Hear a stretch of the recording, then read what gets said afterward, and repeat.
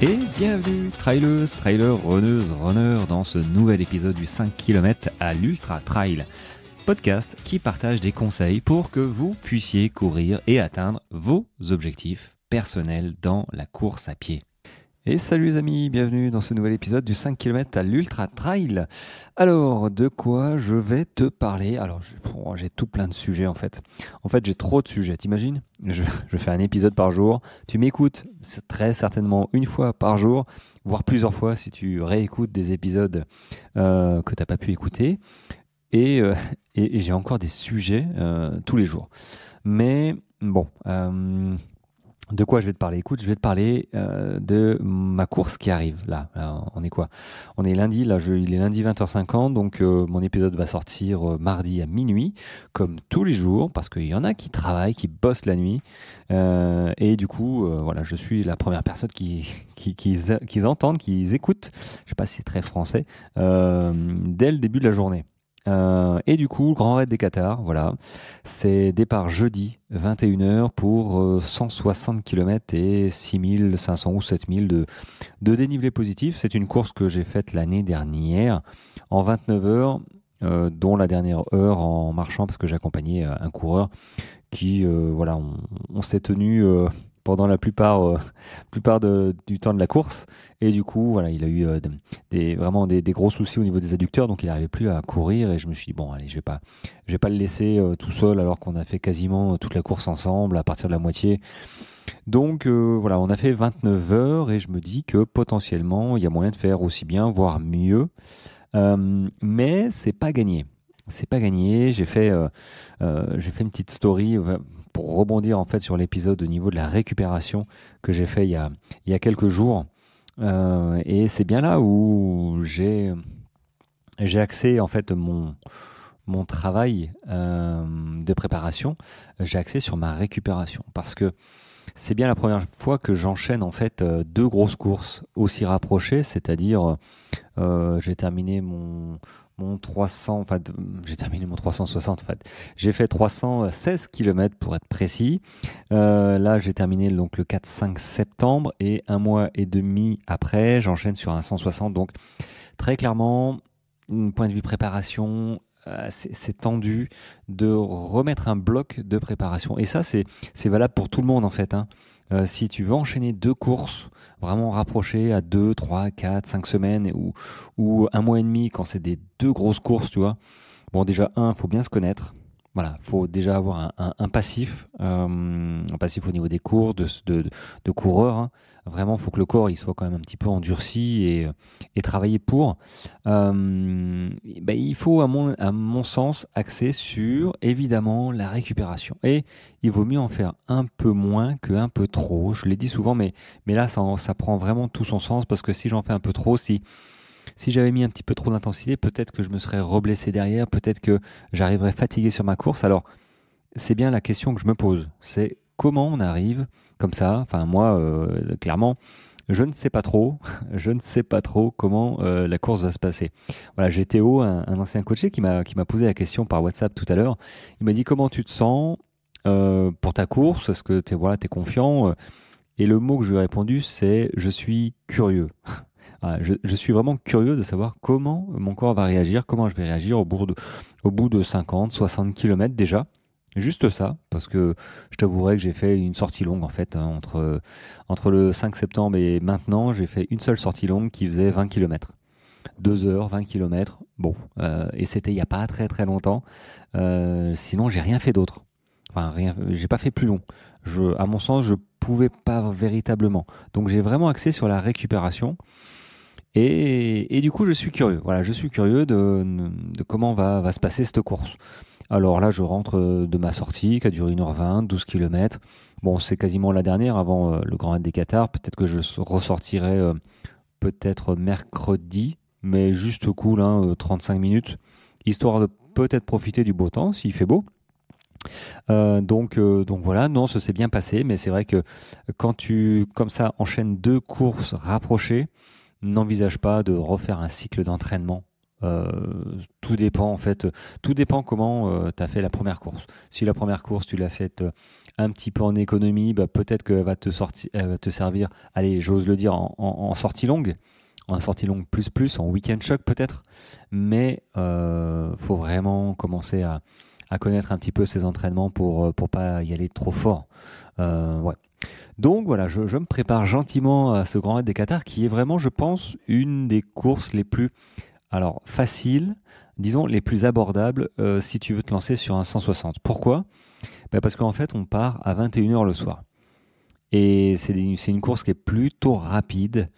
Donc 21h le soir, moi l'année dernière j'étais arrivé à 1h30 du matin le samedi, donc le lendemain finalement. Donc tu passes une nuit assez reposée finalement parce que tu commences à 21h mais t'as pas toute une journée de course à pied dans les pattes, hein.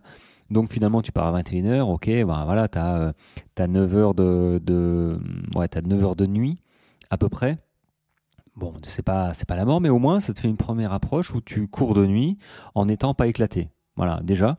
Puis après, tu fais ta journée et commence la nuit. Et tu sais que suivant ton niveau, tu peux peut-être arriver vraiment en début de nuit, vers 22, 23, minuit. Moi, j'étais arrivé à 1h30. Je pense que je serais arrivé à minuit si j'avais été tout seul. Là, cette année, j'espère arriver voilà, aux alentours de minuit. Mais du coup, ça te fait vraiment 2 petites nuits, on va dire, plutôt sympa. Pas trop éclaté. C'est pas un 40 heures ou 50 heures de course. Voilà. Le dénivelé fait que ça reste quand même relativement abordable. Hop, alors je fais 2 choses en même temps.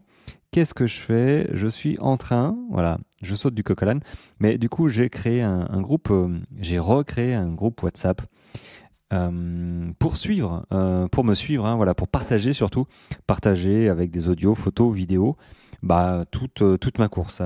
Ça va commencer de la prépa du sac au dossard, et puis dans la course en fait, hein. Dans la course, moi je fais des audios, la nuit à 2h du matin, je fais voilà, si tu veux un petit peu suivre mes états d'âme, ma préparation, mes difficultés dans la course, clairement je le fais à chaque fois. Sauf que mon précédent groupe s'est un petit peu envolé, il a pris son envol et du coup je l'ai réintitulé, renommé Passion Trail. Donc je laisse le Passion Trail parce qu'ils discutent et puis voilà, c'est sympa, ils échangent. Puis il y a pas que moi qui ai des courses, hein, donc ils ont tout plein de courses et puis c'est vraiment bienveillant. Voilà, j'ai recréé un groupe à côté, éphémère, comme je l'ai appelé, un groupe éphémère juste pour le Grand Raid des Qatars, pour partager ma course que je ferai avec Olivier, parce qu'il descend dans le sud et c'est vraiment chouette. Mon comparse de quelques courses, donc là il vient et puis on va faire cet ultra ensemble, 260. Donc ça c'est chouette. Donc le groupe, je mettrai aussi le lien pour accéder à ce groupe dans l'épisode. Voilà, ça c'est fait et je suis en cours d'acceptation de tous les contacts. Et là, j'en ai profité. Écoute, aujourd'hui, normalement, tu as dû recevoir, si tu es abonné à ma newsletter, la liste, ma checklist que j'ai fait grâce à vous aussi. Je l'ai complétée en fait. Et voilà, je l'ai mise disponible à peu près pour tout le monde. Donc elle me sert, hein. Elle me sert. Donc cette liste, écoute, je vais la regarder avec toi un petit peu. Alors, c'est une liste qui est un petit peu plus too much. Si tu fais un 20-30 km, t'as pas forcément besoin de tout. Maintenant, elle va de 20 km à des ultras de 160. Donc forcément, il y a des choses qui ne vont pas t'intéresser. Par contre, dans cette checklist, voilà, j'ai essayé d'avoir un petit côté pratique, c'est-à-dire que j'ai mis les trucs qu'il fallait penser à faire un mois avant. Parce que si tu y penses une semaine avant, c'est trop tard. Par exemple, le tannage des pieds, voilà, la validation de tes chaussures. Regardez un petit peu le kilométrage de tes chaussures. Il reste combien de temps, si elles sont mortes ou pas. Si elles sont vraiment éclatées, ça va être compliqué de les changer une semaine avant. Donc s'il faut les changer, il faut laisser le temps à ton pied et à ta chaussure de se faire. Donc un mois avant, validation des chaussures. Du sac aussi. Est-ce que ton sac est bon ou pas? C'est pas une semaine avant où il faut penser changer son sac. L'inscription aussi. est-ce que ton inscription est validée? Est-ce que ton justificatif, je sais pas moi, de quelconque, est validé? Après, l'hébergement, si tu dois t'héberger, enfin, voilà, tout ça, il faut regarder au moins un mois avant. Et j'ai fait un autre truc une semaine avant. Voilà, une semaine avant, hydratation des pieds avec une crème pour pas louper. Couper tes ongles une semaine avant et pas une journée avant. Et puis tout ce qui est dernier achat alimentaire, les bars, les compotes, ce genre de choses. Pas t'y prendre la veille. Tu auras d'autres choses à penser, c'est un coup à l'oublier. Après, voilà, j'ai marqué d'autres choses. Et après, prépa de sac. Voilà, dans vêtements, alimentation, accessoires, petits soins, j'ai vraiment énuméré avec des petites cases à cocher. Bah voilà, tout ce que normalement tu dois penser. Alors tout et même plus d'ailleurs. Hein. Il y a des trucs que tu vas pas, t'as pas besoin forcément.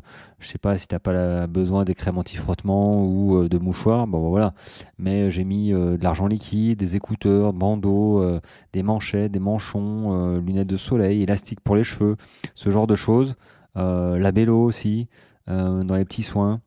Ce genre de choses qu'on pense pas forcément, mais c'est vrai que quand on court pendant des heures et des heures, et ben c'est vrai que on peut vite faire une fixette en fait sur un truc. Toi, par exemple, moi parfois du coca. Un demi-verre de coca, je sens que ça pétille dans la bouche, c'est frais, tout ça. Et tant que j'en ai pas dans les ravitaux, ça me manque, tu vois. Et bah voilà, ce qu'on n'a pas, forcément, on fait une fixette dessus. Donc c'est pour ça qu'il faut penser, le labello, ça peut vraiment, en plein été, si tu as les lèvres un peu gercées, ça peut vraiment être douloureux. Donc j'ai fait ma petite liste que je te partage en newsletter et je mettrai aussi le lien donc dans la description de cet épisode. J'en suis assez content parce que je crois que c'est la première fois qu'elle est aussi complète. Et clairement, je vais m'en servir. Je vais m'en servir, je vais me l'imprimer et je vais cocher les petites cases parce que, bah oui, je suis pas à l'abri non plus. Et dans j'allais dire le règlement, mais dans la checklist, il y a un mois avant, lire le règlement. Lire le règlement, c'est essentiel parce que on voit dans le règlement, par exemple, pour le Grand Raid des Qatars, le retrait des dossards, la dépose des sacs. Et ben, je m'aperçois que le retrait des dossards, c'est pas c'est pas jusqu'au départ de la course. Le départ de la course c'est 21 heures jeudi et le retrait des dossards c'est de 14 heures à 18 heures. Comme la dépose des sacs, j'ai droit à un sac ou deux d'ailleurs hein, de délestage pour pouvoir mettre des affaires de rechange, peut-être de la bouffe, je vais voir. Et du coup ça c'est à poser à 18 heures quoi. Qu'est-ce que je fais de 18 heures à 21 heures à Carcassonne, à 45 minutes de chez moi? Bah, ça reste encore à établir. Est-ce que je fais un aller-retour dans la journée, de faire 45 minutes, aller chercher mon dossard, revenir pour revenir quand même à 18 heures? Finalement, ça change pas.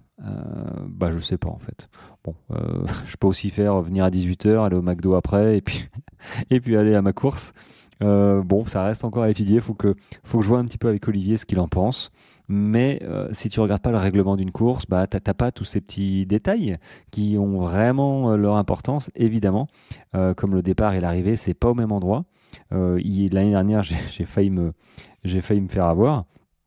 Donc voilà, j'ai pas chômé aujourd'hui. Je suis plutôt relativement content. J'ai même trouvé le temps d'aller courir un petit peu. Voilà. Allez, je vais pas m'étaler plus longtemps là-dessus. Je vais te souhaiter une très bonne journée. Voilà, moi ma course se rapproche hein, et faut vraiment que je commence à faire mon sac, à checker mes vêtements en fait. Est-ce que je pars en short? Est-ce que je pars en pantalon? Quel temps il va faire? Ce genre de choses. Ça commence à se rapprocher. Et puis c'est vrai que des horaires comme ça sont un petit peu atypiques. Et du coup, on réagit pas forcément, toi, c'est dans 2 jours. Et j'ai un petit peu de mal à me dire, tiens, c'est dans 2 jours. Tu vois, ça arrive vite. Généralement, bon voilà, c'est vendredi ou samedi. Puis là, c'est jeudi soir. Bon, pourquoi pas. Pourquoi pas? Moi j'espère qu'il fera beau. En tout cas, voilà, dans le groupe WhatsApp, ça va être génial parce que moi, je vais partager au maximum et puis je vais m'enregistrer pour prévoir l'épisode de cet ultra inside. Voilà, ça va être cool. Allez, je te retiens pas plus longtemps. Je te souhaite une très bonne journée. Merci de tes écoutes en tout cas. Merci de tes partages aussi sur les réseaux et parfois de tes réponses ou questions que vous m'envoyez. Voilà, ça me permet d'y répondre et d'avoir du contenu et de partager aussi. Allez, sur ce, très bonne journée. Moi, je te dis à demain. Ciao, ciao.